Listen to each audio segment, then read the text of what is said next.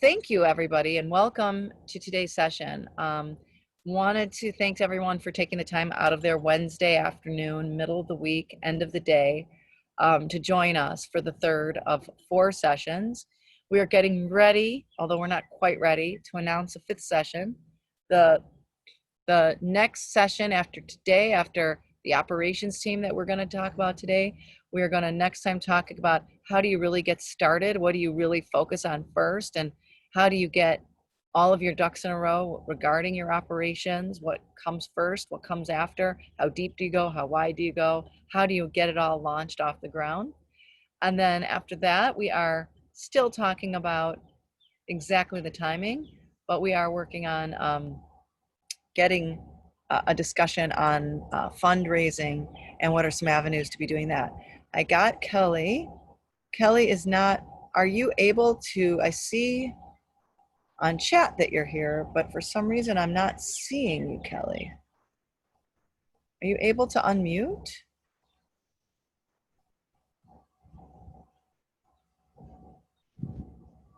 I don't think you're unable to unmute. For some reason I can't. Oh, hey, thanks, Dom. I can promote her.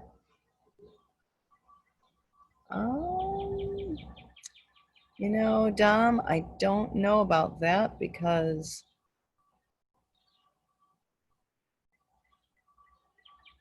okay, promote to panelists. Thank you, Dom. Here we are. That worked really well. Awesome. You know, sometimes you just need a little help from your friends. Hi, Kelly. Hi, everyone. There we go. There we go. Awesome. So glad. We just started just the introduction. Thanked everyone for being here. Do want to mention that there was just some news that came out from the IDF PR a couple hours ago. You may tap into, it was announced on, you might find it on Facebook or on LinkedIn, but it was definitely reported on the Tribune and Sun Times that it does look like it's not a big surprise that the licenses will be announced in September. The dispensary ones will be announced still in August, although I'm a little circumspect on that because I know that the waiting period needed to be 90 days. Kelly, you might have more insight than I do, but I do believe that it is a 90-day thing. And that was 90 days starting June 6th and 90 business days, not weekends, right? Yeah. So that would take us to the end of September. I don't know how else we split that difference. No, that's about what that's been the rumor for a while, so that's about right. Right, and that is confirming what the Trib and the Sun-Times are saying. But there are a couple people who are willing to take risks out there on LinkedIn that I saw earlier today saying, no, we hear it's earlier. I don't know that I believe that. Okay, let's see. Today we are talking about building your ops team and how that might be different than what your application team looked like. I have some unbelievable people here to talk about that with me. I'm so excited to introduce them, which I will do in 1 minute. But I wanted to remind everybody here that we're seeking today is sort of an informal panel. I would love to get your comments and your questions, so I'll be monitoring the chat as you have them. I wanted to remind everyone this is and we will be putting our recordings up on the web for people who weren't able to join us. There have been a lot of people over time that have mentioned that they'd really like to ask because they weren't able to get there or they wanted to review something. So we do make those things available. And so if you have any hesitation about your name being mentioned, me know and I'll just read it and I'll just say anonymous. If you want to be promoted to speak, I'm happy to do that as well. Just let us know. We'll be commenting. I might just chime in to what our very, very well versed panelists will have to say. And then I wanted just to make a mention of 2 things. One is that last week we came out with and announced our Gromentum program. It is a program for ancillary businesses. Most of the time while we're here, we've been talking about cannabis plant touching businesses. Those are the ones that the licenses are required for. But as we know, it can't happen without the great partners that cannabis companies have. And so we've had a number of people who have turned to us and said, we want to be involved in social equity. We want to be doing something to promote the community, to promote, there's going to be a lot more arms and legs. 75 dispensaries are going to be announced, 40 craft grows, 40 infusers, tons of transportation company. Come on, folks, the ancillary companies that exist today are basically not going to be able to do all that work by themselves. So a lot more needs to happen, and they recognize that this is an ecosystem. Everyone has to grow. So if you know of people who are interested or have a background in things like security, construction, architecture, promotions, e-business, banking and transactions, we are working with companies that are interested in hosting some apprentices, and it might be the right thing for you. If you know of a company that wants to participate in a program, this isn't the only time we're going to do this. We are really just piloting it for now. It's not going to be too big because we want to make sure it's successful. We don't get overwhelmed. But I did want to make sure that we made a mention of that today. The other thing is that Gromentum is going to be open for business. Finally, we keep doing great conversations with everybody, but we are going to be opening up our accelerator. And so you can read all about it on our website. That is gromentumlab.com. So we have criteria for acceptance right now. That's all. And if you've applied for a commercial license in cannabis, this will be easy peasy for you because you've already done the hard work. If you haven't and you have more of like a CBD company, or it's still appropriate for you, but there may be a little bit more lifting you have to do because a lot of the requirements would be similar to that of people who did apply for cannabis. So go out there and check out what's required. Feel free to give me a buzz, email me, call me, or just get online and you can get in touch that way as well. So I wanted to make that announcement as well. This is the first time we've actually gone live and announced that. But with no further ado, I really want to turn most of everything over to our panelists. So meet Kelly Evans. Hi, Kelly. Glad you could join us. Hi. We invited Kelly to join us at a very auspicious time in her transition of a career right now. Most people, when they're in transition, say that they Kelly can. In fact, when we went back and forth, we had a really fun game of alphabet soup between us. She is the executive director of NDICA, which stands for the National Diversity and Inclusion Cannabis Association, which is awesome because I didn't realize we had one in cannabis. And so But we don't here in know. Illinois until recently. It's out of okay. California. Gotcha.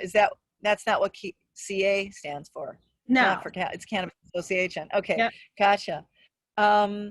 But she's about to assume both the director of the SBDC and the VP role of entrepreneurship and community development for the YWCA.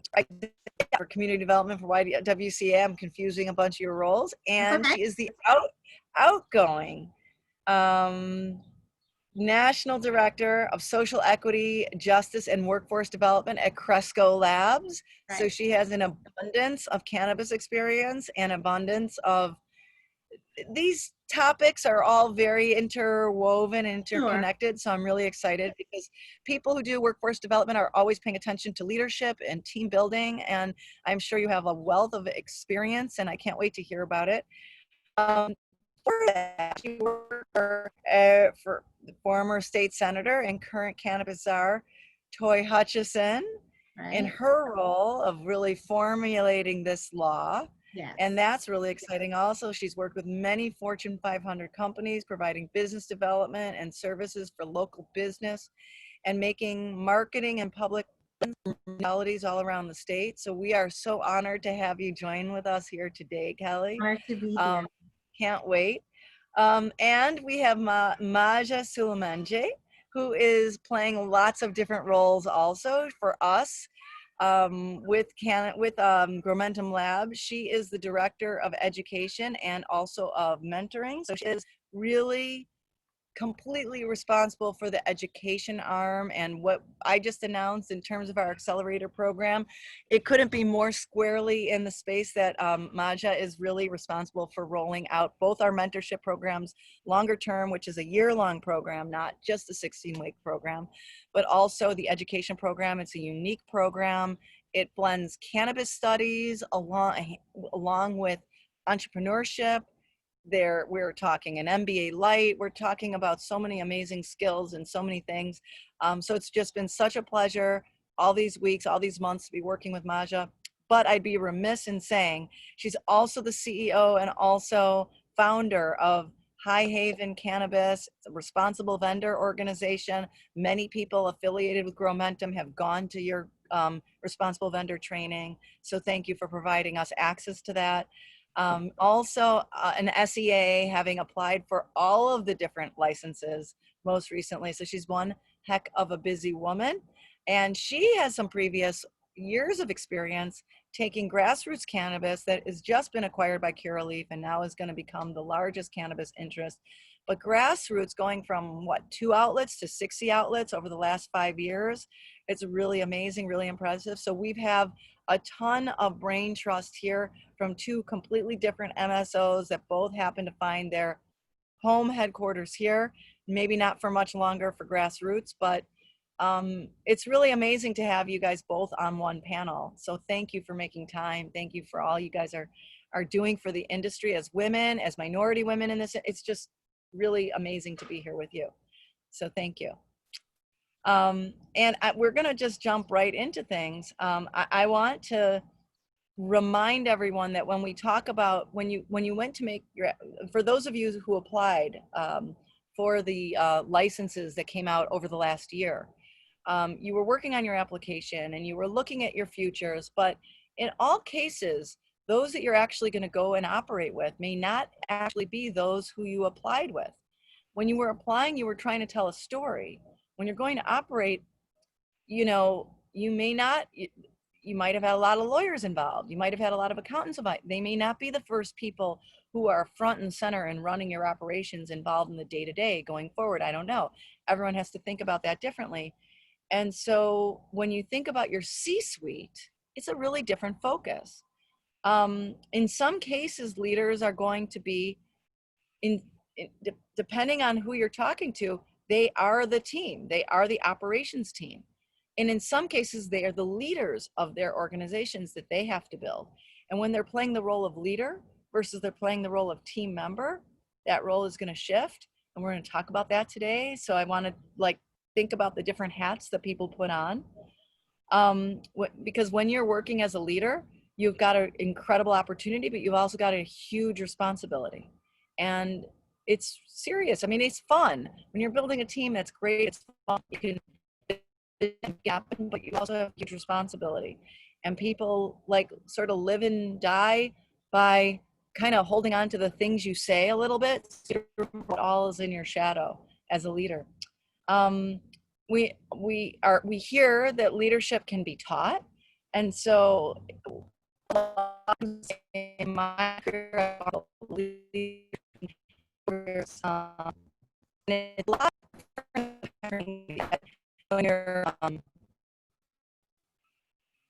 a lot of training is different, and I hear that my microphone is kind of going on and off here.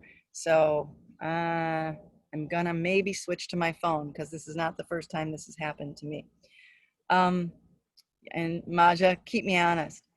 But a lot of it is about being introspective and about being conscious and about having self-awareness and that kind of reflection, right? And sometimes people don't get to it until maybe a little bit later. So it's about being brutally honest about, are you really getting all of the different aspects covered in terms of your organization, in terms of your customers, in terms of about your style, in terms of feedback about other people's style. And if you're not really willing to be brutally honest about, do your products stink? Are they good? People like them? Do they not? Is your reach what you had hoped it to be? If you're not measuring it, you're not managing it. And so let's be honest, it's up to you to listen to that and really be engaged and be aware of people. So I'm gonna get out of the way and ask our panelists some questions now. And start out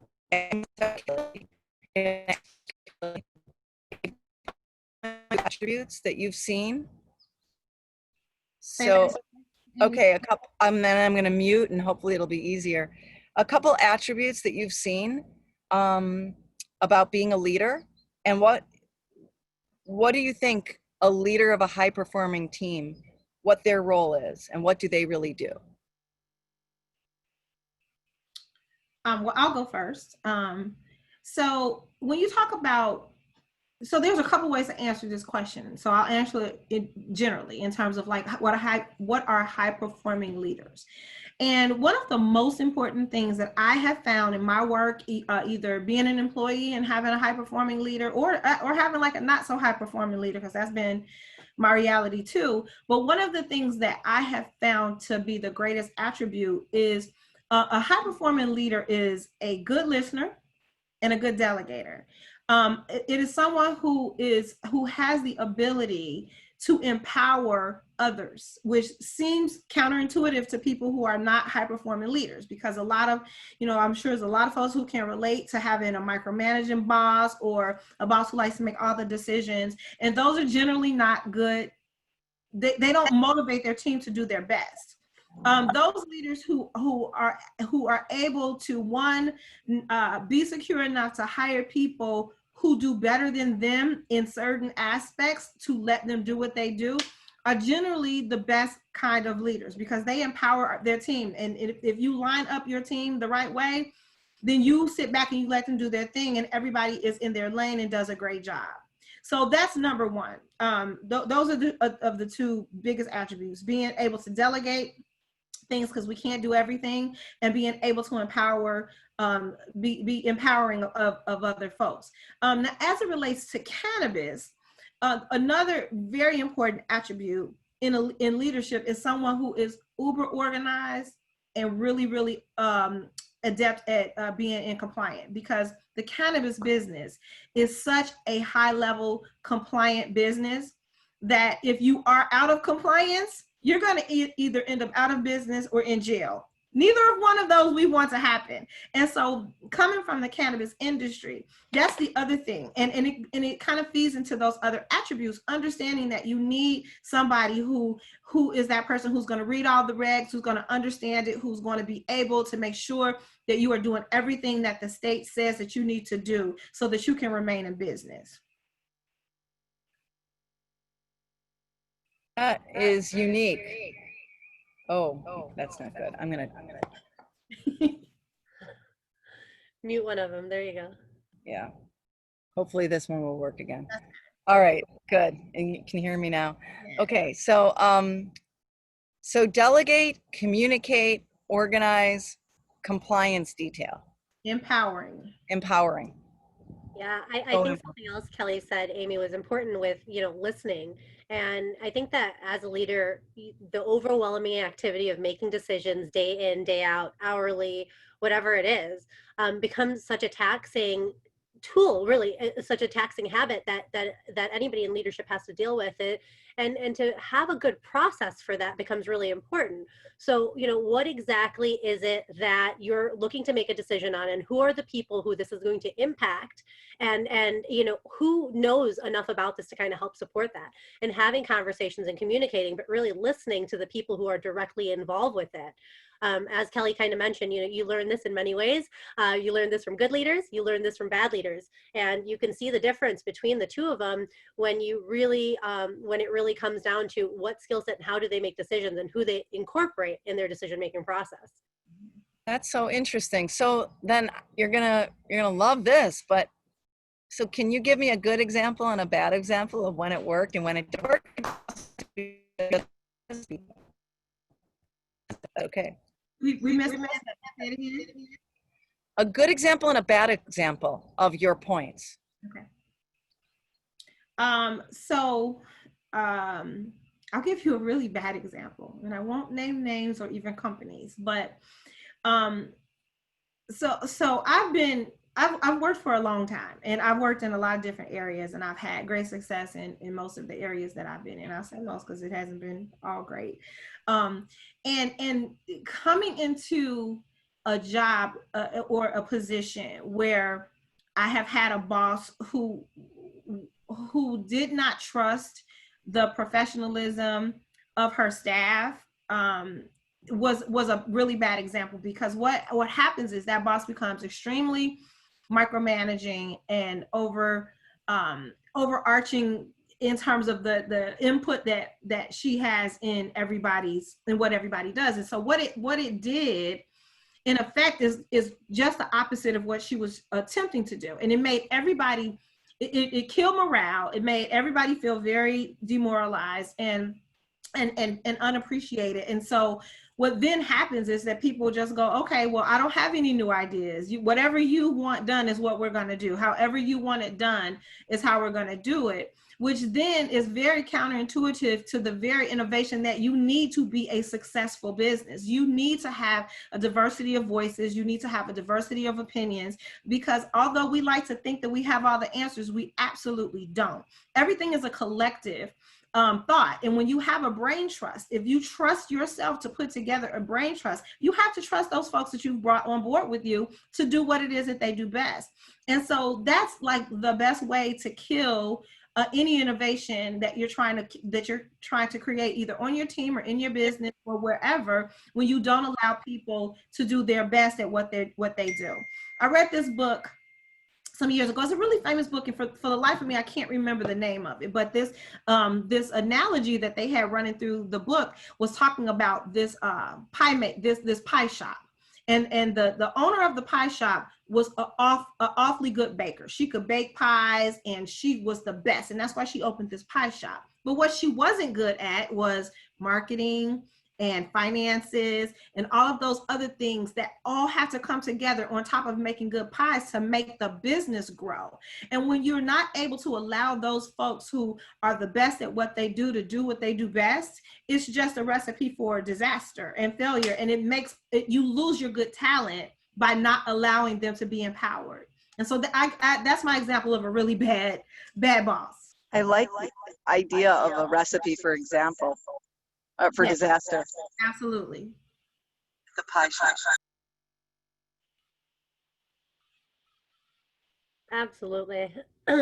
So, I mean, similar to kind of Kelly's response, I think that in my past life in the cannabis space, really when you start in an organization when it is brand new and really just trying to figure out what its real processes are going to be, and a true startup fashion, you have a lot more ability to empower and to really get subject matter experts in place so that you can say, okay, you're an expert at this. How do we develop what we did in this state in multiple other states? How do we scale? How do we replicate? And I think that, that's a great example of ways that people, especially these large MSOs, as they've had to grow and scale so quickly, have done a really nice job with saying, okay, how do we replicate success in different areas? And I think there's a strategy in between, what leadership needs to use to really get to that highly successful team. And it really comes back to really clear communication around what it was, clear success, like really measurements of success, right? Not in the terms of how many sales or anything like that, maybe, but really in terms of the culture, right? What really is developing in each state is going to be very different. And so, I got a chance to really realize that Illinois had its very specific culture here, and all the dispensaries and all of the cultivation specifically acted in one way. But if you went to Pennsylvania or if you went to Maryland, it was a completely different culture. Yep. And so how do you then have that? And so this is an example of a good and a bad, I guess, in the same breath, where, good in some ways where you can replicate culture, but the leadership in each one of those states really has to do it has to do its due diligence on creating that. And it gets lost between state to state. So again, communication and that listening skill and really having an opportunity to then say, how do we measure the success here becomes really important. So, you know, we can go from state to state and really look at different ways that the same success has come about. So whether we gauge it in sales or whether we gauge it in an opportunity to say, you know, the leadership team in a Maryland outfit has, you know, grows this many pounds of cannabis and sells this much and is in every single dispensary. What are they doing a little bit different? And then sharing those. So there's got to be an opportunity at some point for everybody to get around the table and say, here's some best practices, and really, you know, being relatively vulnerable and sharing that insight with them. I think sometimes perfection is the, you know, the cutthroat of the, like, actually getting to your goal. So instead of really striving for perfection, what I find is that, you know, each team has some empowerment to do it on their own, but it really has to come back and tie back into what people are doing. So some good and bad out of that. Well, that's amazing. I mean, actually, you're bringing up you're almost managing the conversation to what I wanted to talk about next. Because measurement is a really big thing. It's really hard when you're getting different people's perspectives. It's very subjective, and it's really hard to actually measure that, right? So as a leader, one of the things that you need is to develop a set of tools that you can rely on and that you can trust. And so one of the things we wanted to bring up today is that a lot of people, when they go to hire or when they go to bring on teams, they look at assessment tools to help really figure out, do I have the right skill sets? Do I have the right group? Now, it's really easy to see if somebody has the right skill sets that are hard skills or technical skills, because either they had an experience or they didn't have an experience. Now, of course, you need to validate that and know for sure that they actually say that they worked where they said they worked.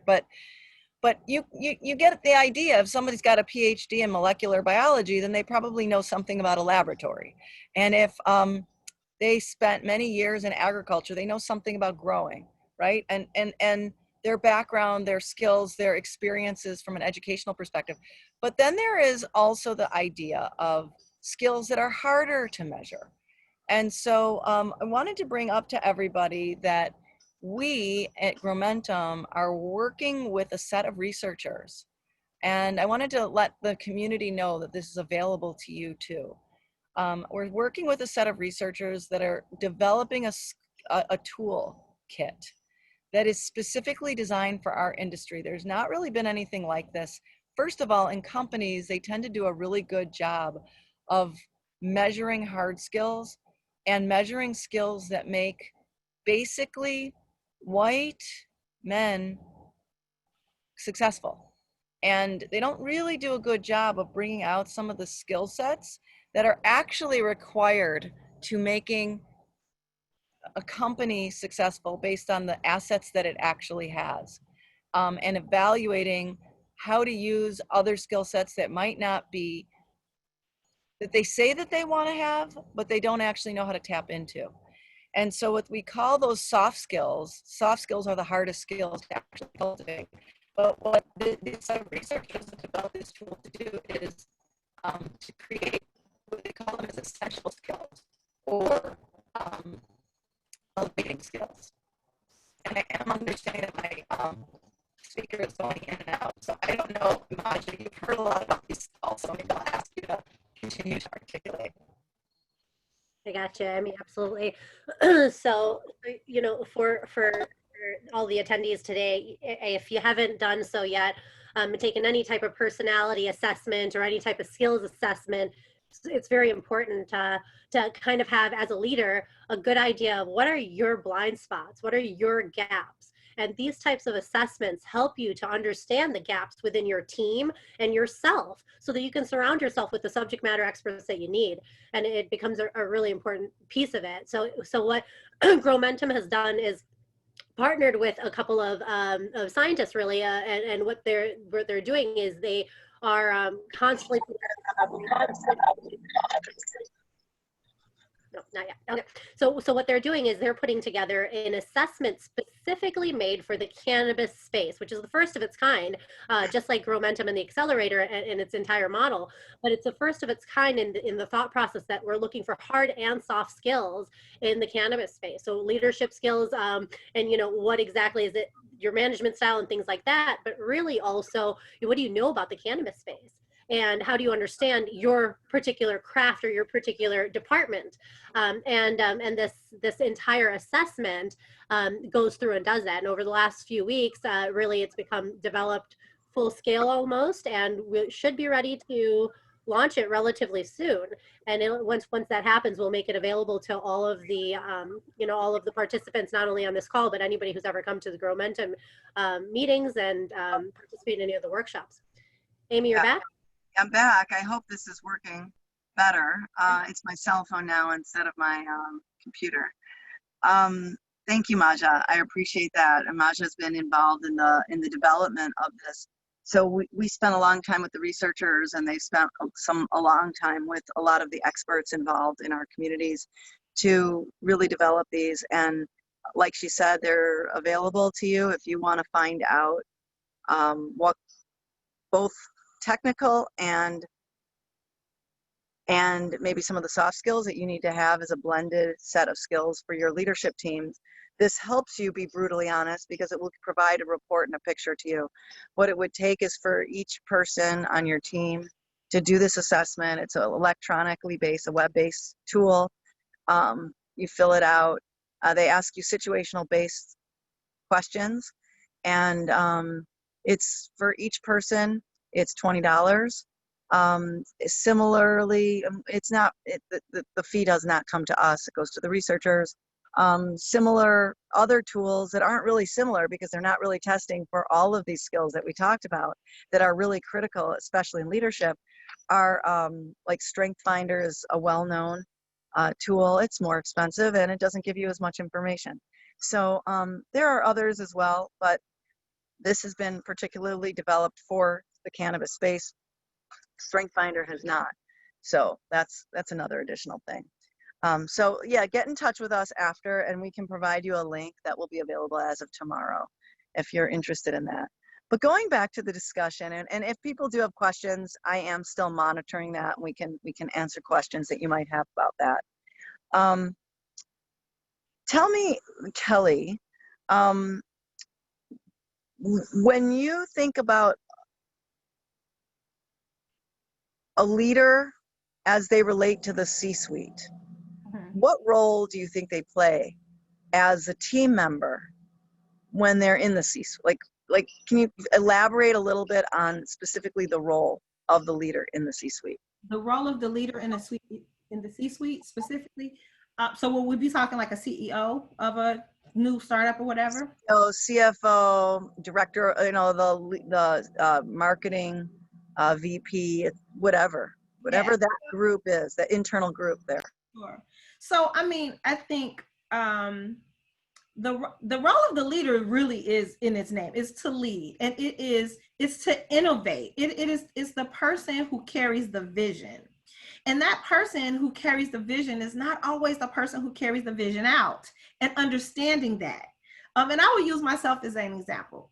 And it's not just about cannabis. And the reason I keep making it more general is because people think, because this is a new industry they're running a cannabis company is somehow magical in a different way. And it isn't. It's a business and it follows the exact same business processes. You could be making donuts, but the process of running Dunkin' Donuts is going to be no different than the process of running Cresco or GTI or any other MSO. It's running a business. And so as the leader of an organization, as the CEO, the CFO, you are the visionary. You say, this is what I envision. This is how I would like to see this company grow. These are the values that I carry as a leader. And then you plug folks in to help make that vision happen.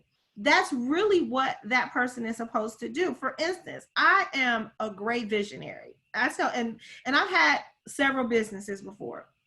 And I tell myself all the time, I'm a great visionary. I'm horrible at technical stuff. I am horrible. Like, I'm going to tell you, I'm going to draw you this great big old picture, this beautiful picture of how I want to see the company and what I want to see us doing and where I want us to be in 5 years. And then I sit back and go, but I don't know how to make that happen. What can you add to that? I have created this outline of this beautiful picture. I need you to add the color. And that is what the leader does. That the leader of a cannabis company, the leader of whatever kind of company is out there, that's what they are supposed to do. And so tying this into your earlier discussion in terms of skill development and how do you identify people to come into your organization with the right skills. First, you have to know what you're measuring. So when I'm talking about who am I going to hire, I first have to have an idea of what I want that department to do and how I want it to do it, and how do I want it to feel? What culture am I trying to create? And then I know what soft skills I'm looking for, right? Because like you said, the technical skills, I can look at your resume and I can see what college you went to, I can see what experience you've had. But if I'm trying to create a culture where everybody feels, I don't know, we want it to feel like a Google atmosphere, right? I want people to come to work in their jeans and gym shoes and feel comfortable, and we're going to just feel like we're playing all day because we want to create. That's a different set of skills than if I want this to be a structured environment. I want this business to run like banking, right? And so I'm looking for a whole different set of skills. And so as the leader, to kind of tie these two concepts together, as the leader, it's my job to determine, or at least to initially determine what I want my organization to look and feel like. How do I want it to be perceived by the public? What do I want my customer experience to be when they come to buy from me? And from that vision, then I bring my professionals together to kind of make that vision happen. And so that's what I believe the role of a real visionary leader is. So to provide the overall vision and what it needs to look like, and then step out of the way and let the experts manage it. Absolutely. And step out of the way to a certain degree, step out of the way and let the train roll, right? And so if I see the train veering a little bit farther to the left than I would prefer it, I'm guiding them back and say, hey guys, let's remember our moral code. Let's remember what, we stand for. Let's remember these tenets that we are operating under, so that all of our decisions, all of our strategic plans and things can line up to what that vision is that I have for my organization. So let me drill down a little deeper in what you said earlier and tie it to this, because earlier when you talked about like a negative example, you talked about when you saw it not go right, that leader had a lack of trust. And then as a result of the lack of trust, she started micromanaging. And so it seems it's almost like the opposite of what you're talking about now, right? Like, so how do you make sure that the leader can trust? What has to happen so that the leader can do those things? Because it's easy to say it, but implementing it, I think it's a different thing. So I don't know, I'm challenging you on it. So I think that, and I don't want to take up all the time. And if Mahja, you want to jump in and tell me to hush, you go right ahead. But I think that first of all, it takes a certain level of introspection to be a good leader. And you have to come to the table understanding that I don't know it all. I don't know everything. I might have a great idea, but when I put my trusted folks to the test, they say, Kelly, that really is a shitty idea. It's not going to work. These are the reasons why. And I have to be okay saying, you know what, I hadn't seen it from that perspective, and you're right.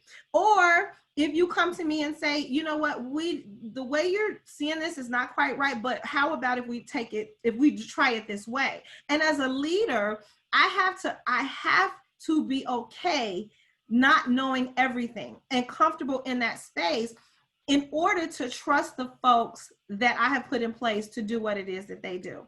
I tell my staff all the time, listen, you got an idea, let's roll with it. If it turns out that wasn't the best idea, we'll just come up with another plan. But no idea is bad. No idea is a bad idea. Let's make it, let's put it together and see what happens. And in So, that way, I have found that, and I like to speak in analogy. So I'm gonna throw another analogy out here. There's this favorite bakery that I love to go to over in Lansing, Illinois. It's called Calumet Bakery. I mean, that's a shameless plug if anybody's ever been there. And so I always have this idea because I love cake. That's like my favorite food. I would eat it for breakfast, lunch, and dinner if I could. And so whenever I go to Calumet Bakery to get a cake, they always ask me, okay, well, how do you want to decorate it? What are your colors? And I'll tell them, I was thinking, I don't know, pink, blue, and yellow. These are my colors. And they said, well, you want anything special on it? And I always tell them, no matter what I tell you, you always make it way more beautiful than I could have ever imagined. So I'm giving you the basics and I'm going to let you do what you do, because Calumet Bakery, I trust your pastry chefs. I'm not a pastry chef.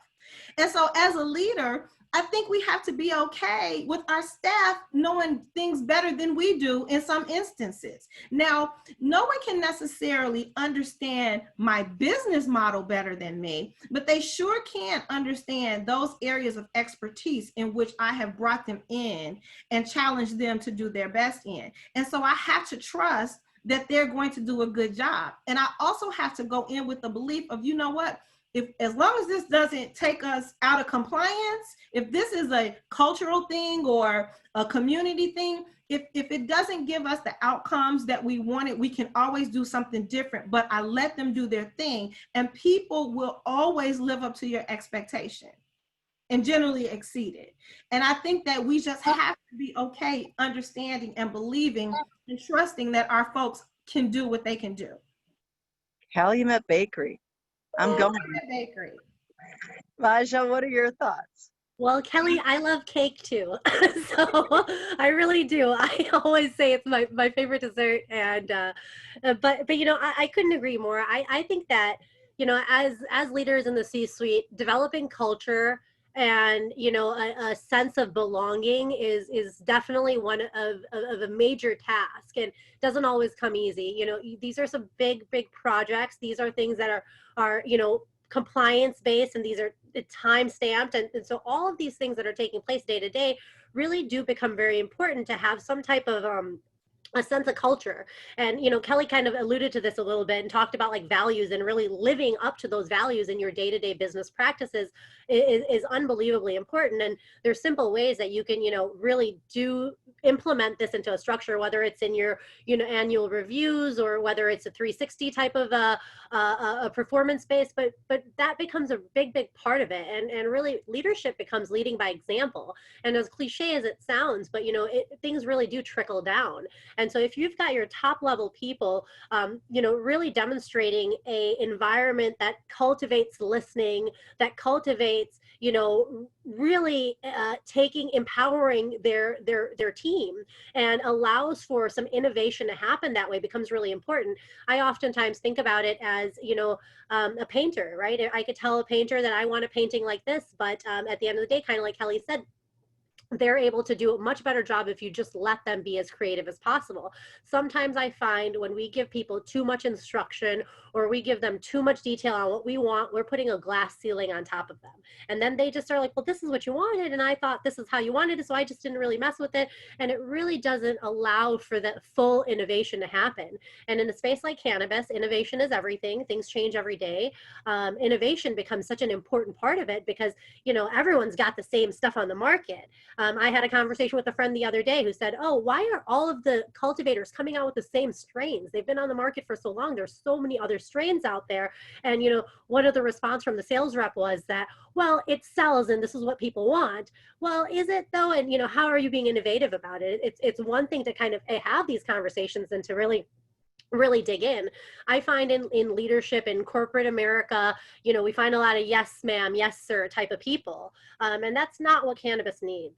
That's not what's going to take cannabis to the next level. And honestly, cannabis works too fast, too quickly. Things move very fast paced within cannabis, that the yes ma'am, no ma'am, just mentality doesn't work and isn't appreciated as much. So, the leadership really should be giving some type of credit to people who are able to really speak their mind and to say, you know, I like this opinion. So somebody had asked me the other day, I think it was actually the people who were doing the assessment for us, Amy, they asked me that, you know, if your CEO sends you a text message and says that, you know, this needs to get done, how quickly can we get it done?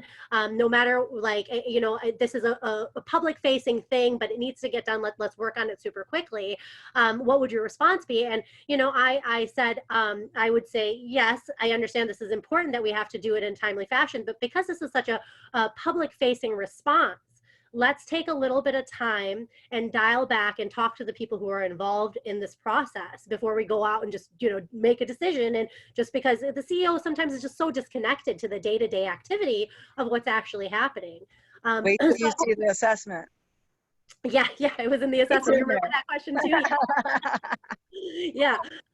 But you know, those are day-to-day types of things that I think leaders need to be thinking about, and it's going to affect their decision making. And you know, any good leader makes decisions by talking to the people around them who are intimately involved and getting a diverse opinion.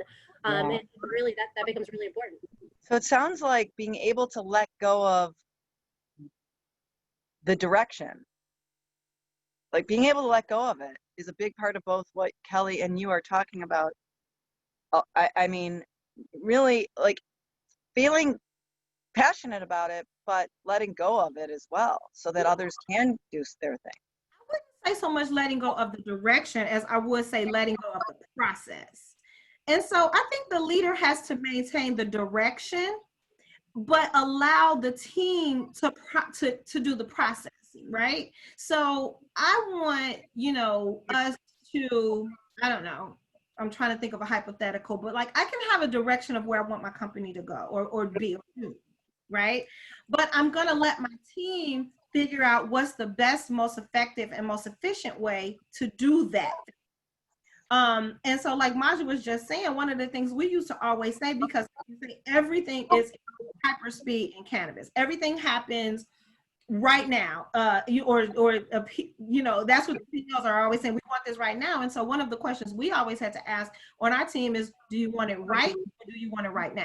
Because those are two different outcomes, right? I can give it to you right now and it may or may not be right, but I can guarantee you if you allow us to process the way it should be, we can give it to you right.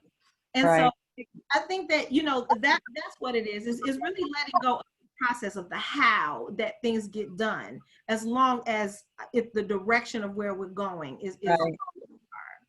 Gotcha. So give me an example of in cannabis where you witnessed leadership going really well. It doesn't have to be the CEO. It could be anybody who was in a leadership role.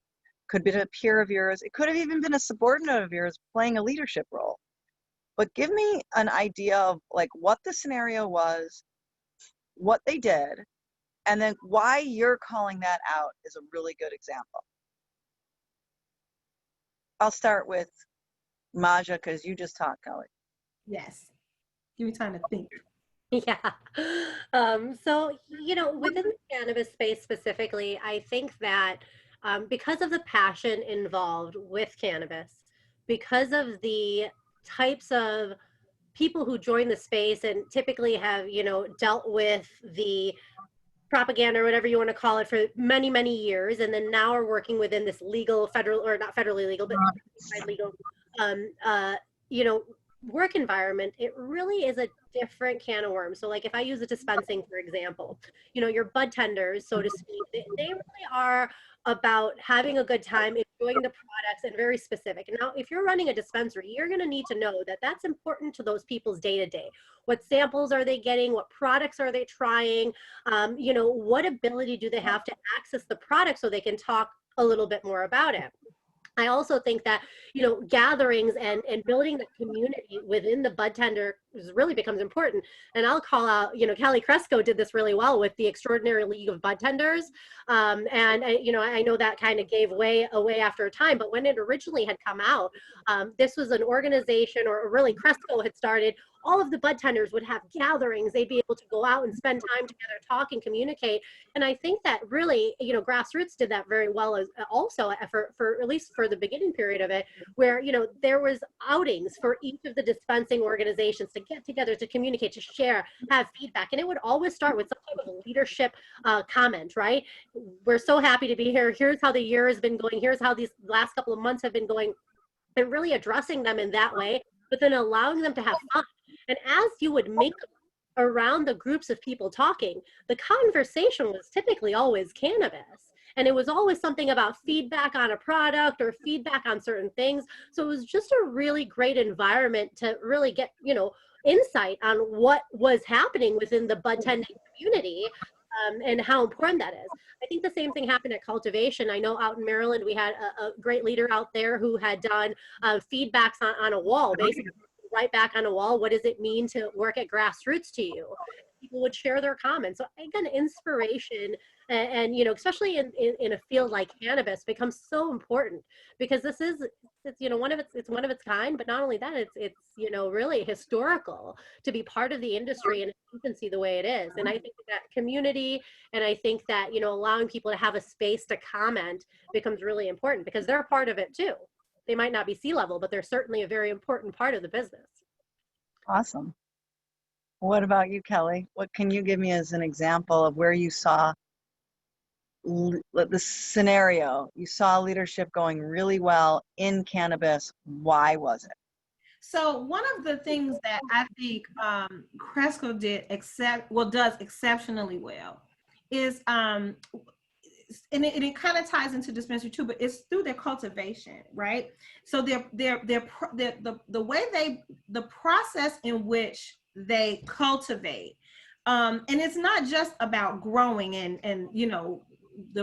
it's not just about how they grow product, but it's the process that they run their cultivation centers. So we used to do these community tours at the cultivation site, where we would bring, particularly, it was generally a lot of people from educational departments or people who might want to start businesses or whatever, into our cultivation site and take them on a tour. And so and I would go on every tour, and I would be tired of going on them, because I think I've heard everything until I go on them, and I always would learn something different. And on this one particular tour, we happened to come at a time where the staff was having their morning, I don't know what you call it, but like meetup. And so they have this big board of just stuff we need to think about for the day. And every day they meet there to talk about, this is what happened, this is what happened, this is what we're trying to do. And it would kind of focus their day around what they needed to do. And it was all focused on how do we make consistent, high quality products. And so everything that they did throughout their work, everything they do throughout their work day starts at this board to say, these are the things that we got to be mindful of. These are the things that need to be paid attention to. These are the things that didn't go so well yesterday that we need to change. And I thought that was just, actually, Amy, you guys were there for that. It was the day that you guys came. Yeah. No, so what that is, actually, I know that from previous companies that I worked at. It's actually implementing a agile environment where everybody's standing up and you talk about a very structured approach to what you're going to talk about every single day. So yeah, that's a really good tool to use. That's a really good. I was even impressed by that. I was like, wow, we need to take this back down to corporate, because it really did just kind of center everybody's thinking around, like, this is what we are accomplishing. And it brought everybody back to why they were there that day. Yeah, and it's not fluffy. I mean, it's really real stuff. It's real obstacles that they're facing. It's joint problem solving. It's giving everybody a status, giving everybody how they could help if they need to. That's awesome. Thank you. That's awesome. Well, I want to just see, I don't see that there are any questions or comments, but I want to make sure that if people wanted to throw something out there that we could address it. We're right at the bottom of the hour. So and in the past, people have stayed on for a few minutes, so we could probably stay on for a couple minutes. We want to be respectful of everybody's time too. And unless I could be me, because I'm having some technical issues in terms of seeing chats. I'm not seeing, AJ, are you seeing any chats out there that I'm not seeing? No, there are no chats. No. Okay, no hands raised, nothing like that. Okay, well, great. Well, then I will thank you guys for joining us today. Thank everybody in the audience for joining us. Just an hour of your time, but very, very enlightening. It's so important that people really think about who they're going to operate with, and that you're really brutally honest with yourself as a leader on whether you're totally covered or you need to augment what that means, and you need to bring other people in or really boost some of the skill sets, some of the hard skills, some of the soft skills. And for anybody that's interested in accessing this tool, it can be made available to you as of tomorrow. It needs about a week of analysis, and then our experts will get back in touch with you and give you some consultation about what else you could use on your team to have a more well-rounded approach. So thank you guys. Thanks Appreciate for you. having me, Amy. Of Thanks, course. Amy. Thanks, Kelly. Thanks, Mahja. This was great. We'll talk to you guys later. Okay. All right. Bye, guys.